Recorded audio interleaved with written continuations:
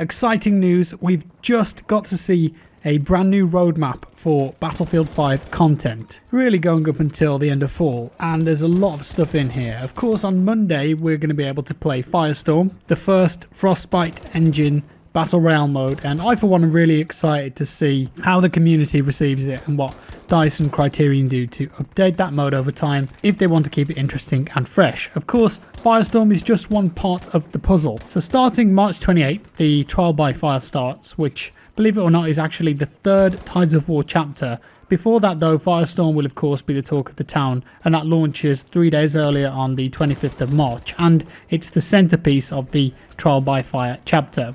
In April, we're getting new Combined Arms missions, specifically new missions on Fiel. I know personally that's not particularly exciting to almost anyone. I don't think anyone wanted new co-op Combined Arms content, but for some reason they're making new content. If I was the boss in charge, I'd just be like, okay, right, let's just leave that. Let's not do that anymore. Let the past die. Focus on the multiplayer. But new co-op content is coming. For some reason, whatever. But it's going to add matchmaking and a new hardcore mode. Also, in April, there's going to be a limited time duos mode added to Firestorm. Out of the gate, Firestorm is going to have solos and squads, but duos will be playable for a limited time. Again, why? Why limited time? Duos are going to be really popular, and I just hope that DICE and Criterion leave this in place. Not sure why it isn't there at the launch with solos and squads, but at least we've got solos for now, I guess. Duo should be in Firestorm permanently. Now, arguably the most interesting part of this chapter is a new map that drops in May called Mercury. This is based on Operation Mercury, or the Battle of Crete, and it takes place along the Cretan coast. The synopsis is that the British are desperate to cling to the island, and while the German Navy can't break through, the Luftwaffe own the skies, while the struggle below rages. I have to say that from the very small image we have of the map, it does look quite nice. It certainly offers up some variety in terms of the visuals and colours, not something that you would really expect when it comes to World War II. And DICE say that you'll take on a massive aerial invasion along the coast and experience the first and largest German paratrooper invasion ever, which is of course based on the real life events of Operation Mercury. It does sound very impressive, but guys, May. That's going to be our first new map since Panzerstorm, which released in December. I don't really class Panzerstorm as a new map anyway. Isn't this a bit ridiculous? Yeah, Firestorm, very exciting, loved playing it. It's going to keep a lot of people happy, but the base game isn't going to get a new map until May. It's just madness to me, and I think DICE should have completely changed their focus and plan with this, but it is what it is. That's what we're getting. And then there's a brand new game mode called Outpost, which is coming in June. Not really a lot of info on this, but the description says, in Outpost you'll secure and build objectives to ensure your team assembles enough soldiers to endure through the fight.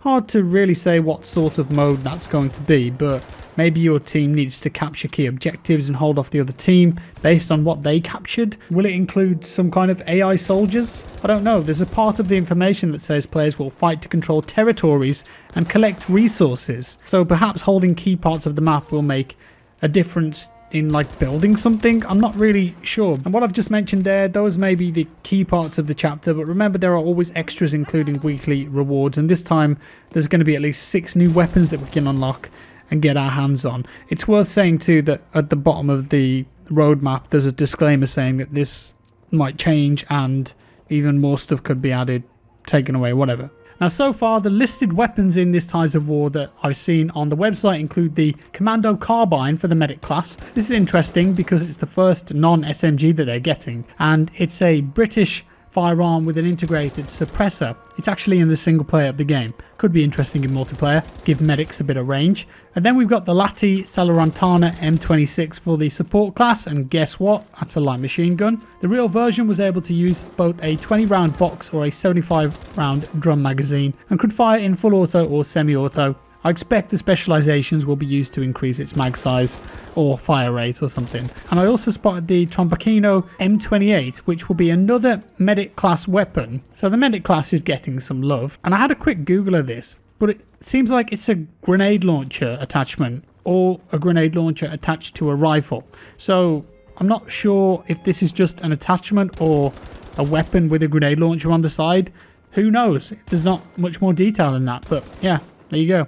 And in Chapter 3, we're also getting 2 confirmed new modes called Grind and Fortress. Grind will feature in April and has smaller teams with intense combat zones and fewer objectives. Grind is a focused and fast-paced take on Conquest, requiring aggressive tactics and awareness. No word on how many players that mode will be, mind you. The question is, how is that going to be separate from something like Squad Conquest or Domination? What's going to make it stand apart? I'm sure though that DICE are going to do something interesting there. Fortress, on the other hand, is due in May, and its description is as follows. Experience siege warfare in this single sector experience based on breakthrough. Heavily fortified locations must be defended from attackers attempting to conquer it piece by piece. And that sounds a bit to me like you'd have to either defend or attack one area, but while it's one large area, the attacking team can perhaps take it in stages.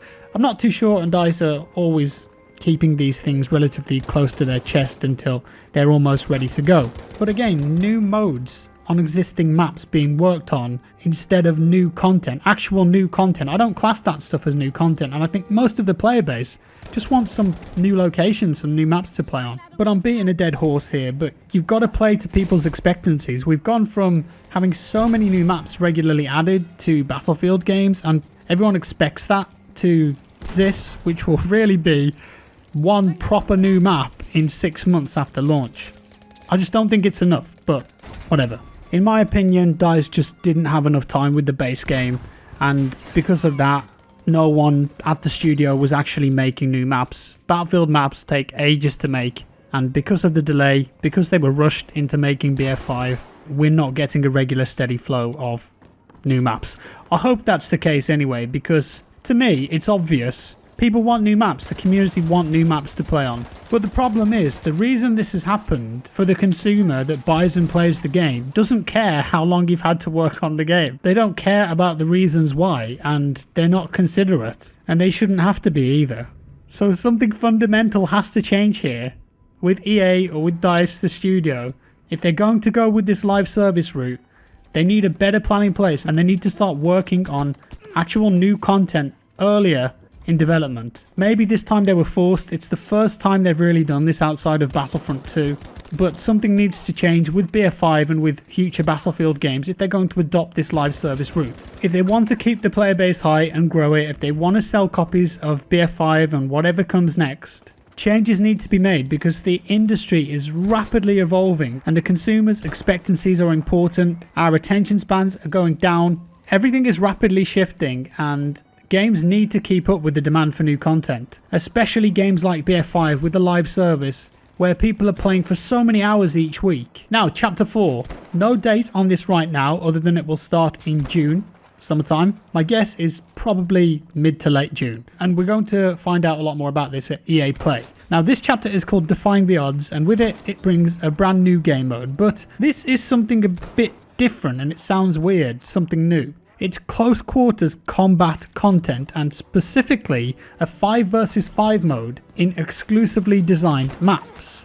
Incursions 2.0, anyone? Maybe. This suggests a game mode really catered around 5v5, but it seems like stuff has been made from scratch for it. From that description anyway. I would say that Squad Conquest was really popular, and lots of players enjoyed that smaller scale combat because they felt that squads could make a real impact to the game, and so an actual 5v5 mode that's been designed with that in mind would really pique my interest. It sounds Incursion-esque, doesn't it? Remember Incursions from BF1? Didn't really take off though, did it? So on the surface, at least it sounds remarkably similar, but I guess that with the failure of Incursions, DICE are going to try something different here because they really need to. If they're going to make a dedicated 5v5 mode, I think it's got to be infantry only and built from the ground up, and perhaps that's what they're doing here, so competitive guys could be happy with this.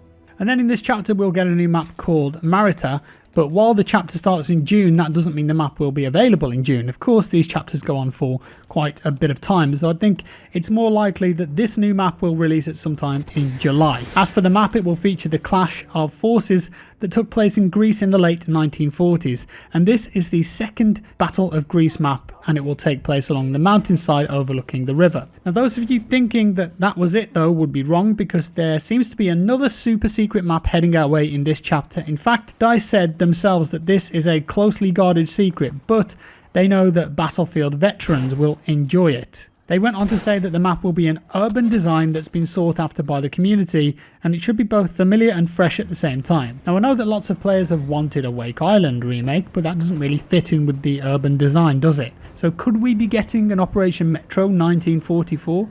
Could that be something DICE has been working on? I get the feeling that most players would love a remastered Metro, even if it's not the most iconic Battlefield map, but it was certainly one of the most popular ones. And maybe I'm reading too much into this, and it's perhaps just one of the many World War II maps that players have been wanting for, a remake of another BF 1942 map. We will see. But of course now we're almost in April, and in June EA Play is taking place. And it's going to roll up fast. DICE have said that they will feature Chapter 4 content during EA Play, so we should expect to get a ton of new gameplay and information from that event. And of course the secret map that I just mentioned, I'm sure we'll get to see that too. Now when it comes to Chapter 5, we don't have much information on that yet, but what we do know is that it's going to be landing in the fall of 2019, and it's going to feature an entirely new theatre of war. And this is what the blog says, listen carefully. As BF5 keeps on evolving, you'll be awakening a giant when Chapter 5 hits in fall 2019. It's the Pacific, the giant thing. It's a classic quote from World War II, the Japanese, the Americans. So I'd argue that that's where we're going. And I think for now that's the right decision to make, because if they introduce the Russians first before the Pacific, if you think about the locations, the gameplay, Russians versus Germans in Eastern Europe,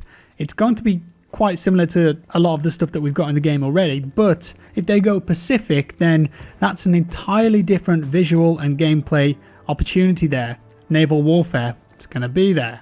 Saturation, a completely different colour palette, new assets, beaches, waves, a ton of vegetation. So that's completely different to what we've already got in the game. So I'd argue, yeah, this is definitely Pacific Theatre, and I'm looking forward to it. Wake Island remake then maybe? We'll see. So there we have it. I mean, there is some stuff to look forward to for BF5 over the next few months, with a few surprises that have been thrown in there too, it seems. I've got no doubt that this will all be cleared up and revealed at EA Play, but for now we've got Firestorm to look forward to. I can't help but say that I'm a bit disappointed by this though. For the base game content, the next new map is coming in May. Might be the end of May for all we know, and then just a couple more until fall. I think the direction here is wrong.